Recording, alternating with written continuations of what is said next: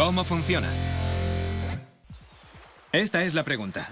¿Qué se supone que tienen en común la pesca y la caza submarina? En ambos casos, usan el sonido para localizar las presas. El agua es un gran conductor del sonido. Al enviar un sonido a través del agua y después capturar el eco de ese sonido, es posible saber la posición de los objetos que están en las profundidades. Para localizar un submarino, solo hay que dejar que las ondas sonoras reboten en él. Los rebotes de las ondas sonoras también son una buena forma de encontrar peces. Un ecolocalizador es un sistema que lanza ondas sonoras a través del agua.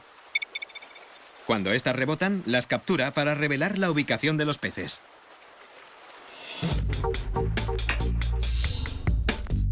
El ecolocalizador buscapeces puede dividirse en dos secciones.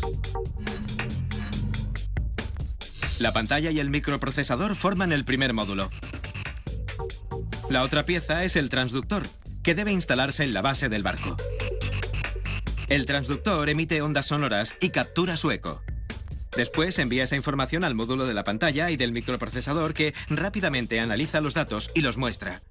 El módulo mide la diferencia de tiempo entre que sale el sonido y regresa y calcula la distancia y la dirección de los peces desprevenidos. Profundicemos un poco.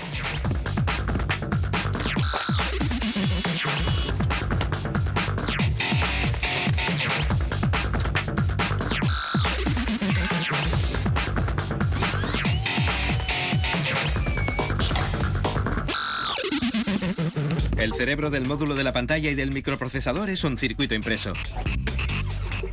La pantalla de cristal líquido muestra información extra como la temperatura del agua, la profundidad del agua que hay debajo del barco y, evidentemente, a qué profundidad están esos peces tan escurridizos que queremos pescar.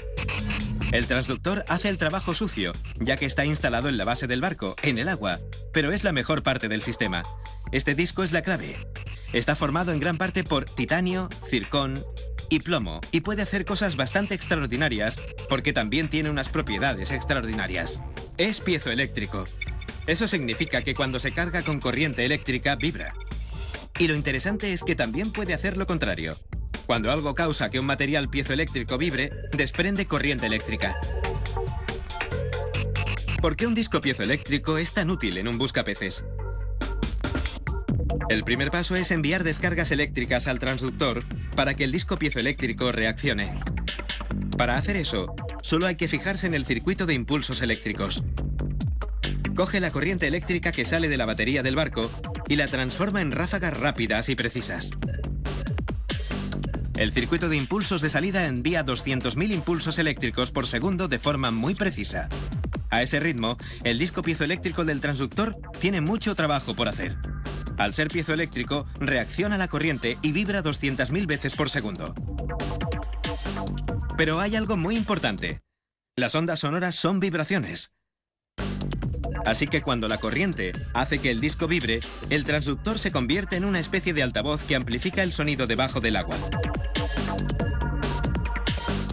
Las vibraciones del disco son tan rápidas que el oído humano no las oye. A 200.000 vibraciones por segundo, el disco produce un sonido ultrasónico.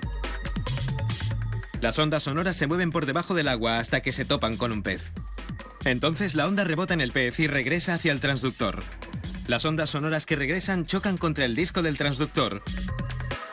¿Y qué pasa cuando vibran los materiales piezoeléctricos? Desprenden corriente eléctrica. El módulo calcula la profundidad y la distancia basándose en el margen de tiempo que hay desde que el disco envía la señal eléctrica hasta que vuelve a recibir dicha señal, y de ese modo convierte al señor pez en una presa fácil. Es tan eficiente como sencillo. ¡Increíble! A veces, el buscapeces confunde diferentes objetos con peces. Cada vez que las vibraciones del transductor chocan contra un objeto que está flotando entre el lecho marino y la superficie, informa de su ubicación. Eso significa que la información que se refleja en la pantalla puede ser un trozo de madera o una alga. Como cualquier pescador decidido diría, con o sin todos estos chismes, siempre hay que pescar.